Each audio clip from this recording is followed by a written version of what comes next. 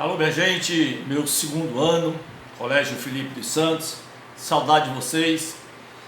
Dando sequência ao nosso trabalho, que o mundo não pode parar, principalmente quando se trata de ensino-aprendizado, nós estamos aqui para trabalhar no capítulo 3. Como a gente já viu no Iluminismo, todo o processo que ele provocou, o Iluminismo combatia o absolutismo, combatia o poder da igreja, combatia o privilégio da nobreza e do clero. Vem em sequência disso o capítulo 3, que retrata as revoluções das Américas. Revolução norte-americana, a independência das 13 colônias inglesas da América, uma consequência da Revolução Francesa e também do Iluminismo, certo? Logo após nós temos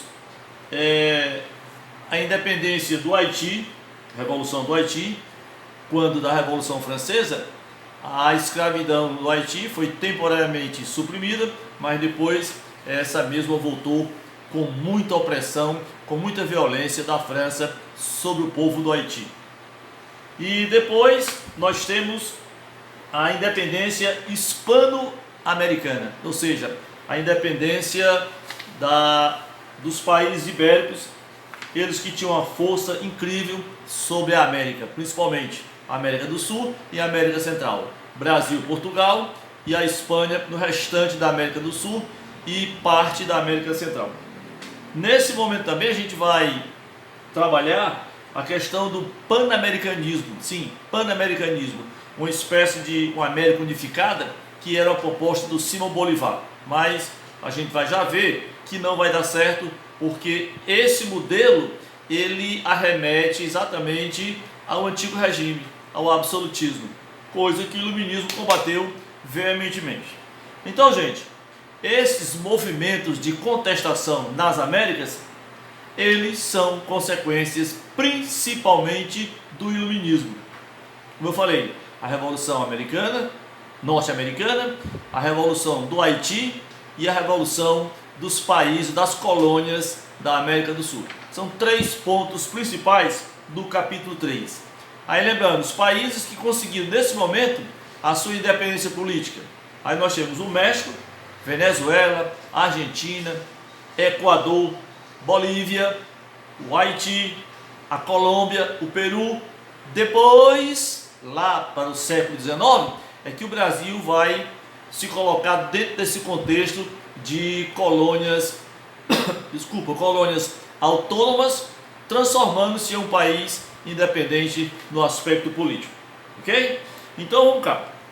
Logo de imediato, os movimentos foram acontecendo por conta da elite colonial, que na América Espanhola eram chamados de chapetones. Os chapetones eram espanhóis que foram designados para trabalhar aqui na América, nas colônias espanholas. Os filhos de espanhóis nascidos da América já eram os crioulos. Os crioulos eram como se fosse a elite colonial, os chapetones seria a elite metropolitana. Sem se falar que nós temos negros, nós temos índios no contexto da sociedade espanhola. Então a ideia do Simão Bolívar era formar uma super Bolívia, era formar uma América unificada, onde ele seria o comandante, onde ele seria o governante maior, certo? Ou seja, ele tinha um plano de unificar a América. Esse plano é chamado panamericanismo, que é exatamente uma ideia de formar uma América do Sul unificada, forte, certo? Mas todas as suas ideias contrariavam o Iluminismo. Todas as suas ideias contrariavam o ideal republicano, que a gente vê que república, res pública, coisas do povo. É nesse momento que a república traz, quer dizer, já existia desde lá de Atenas, o pessoal está trabalhando em Atenas, está trabalhando em Grécia, da democracia ateniense. Ou seja, a república é algo que tem um teor de participação popular, é algo que tem um teor de democracia. Então vejamos, qual era o pensamento do Simão Bolívar? Era centralizar o poder, formar um governo único, onde esse governo seria entregue à elite agrária e à elite comercial.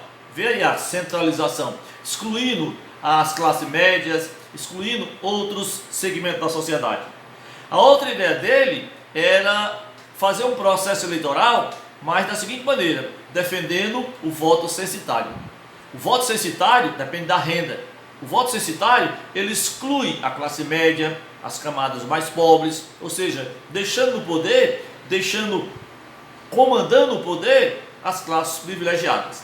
Então, centralização do poder, voto censitário, ideias conservadoras, aquelas ideias, aqueles resquícios da política metropolitana, tudo isso ia contra o ideal republicano, ia contra o ideal iluminismo. Então, esse projeto do Bolivar não deu certo, não deu certo.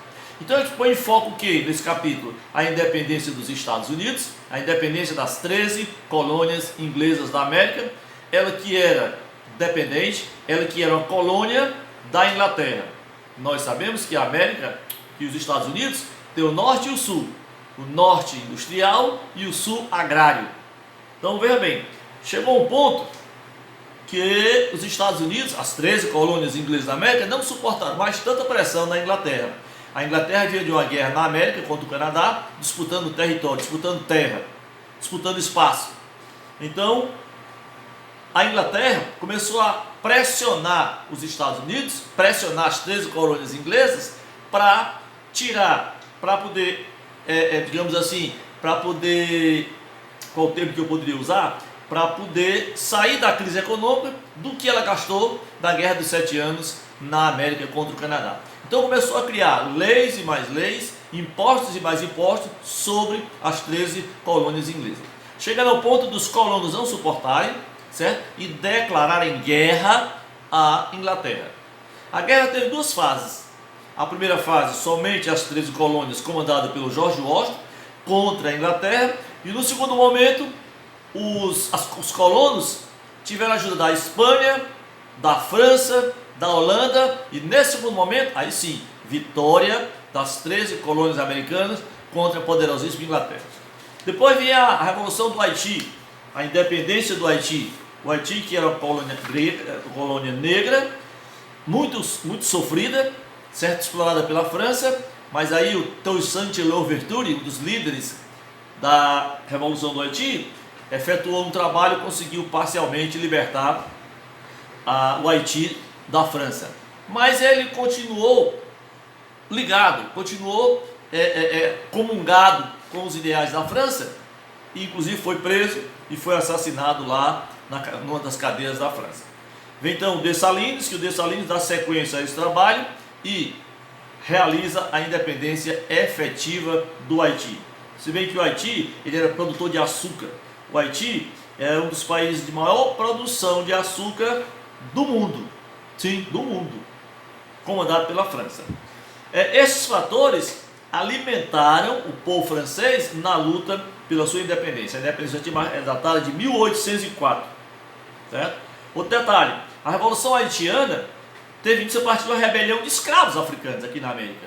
Ou seja, esses escravos se reuniram, fizeram uma movimentação, certo? Uma manifestação, uma ação em busca de suas liberdades, certo? O Haiti ficou independente, mas de início teve alguns problemas, mas conseguiu, graças à Revolução Francesa, um empurrão, digamos assim, um ganho que fez com que ele se desenvolvesse. Para você ter uma ideia, o Haiti foi o primeiro país latino-americano a se tornar independente da França. E foi um exemplo para outras colônias francesas, através da Revolução Haitiana. Ela foi denominada a princípio de Saint-Domingue. E o Haiti era o principal exportador de café para a Europa. Okay? A independência da América, Portugal e Espanha conseguem se libertar da Espanha e de Portugal respectivamente. Então, gente, eu quero que vocês deem uma olhada no capítulo 3. Eu estou postando para vocês algumas questões subjetivas do livro e também 3 questões complementares para que vocês possam trabalhar esse capítulo 3 para a gente dar sequência ao nosso aprendizado. Na próxima aula eu já vou trazer novidade, que é exatamente o Império Luso Brasileiro, a nossa monarquia.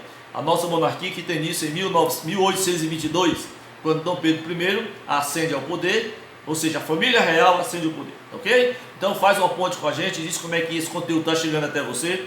A escola dispõe de mídias institucionais para você falar comigo, para você tirar dúvida, para você externar alguma ideia, ok? E a gente junto vai trabalhar esse capítulo 3 em casa, aí você, e já já eu volto com o capítulo 4, que é o Império Luso Brasileiro, ok? Um abraço, fiquem com Deus e não se esqueçam, mesmo a distante, eu estou junto de vocês. Tamo junto, pessoal, um grande abraço.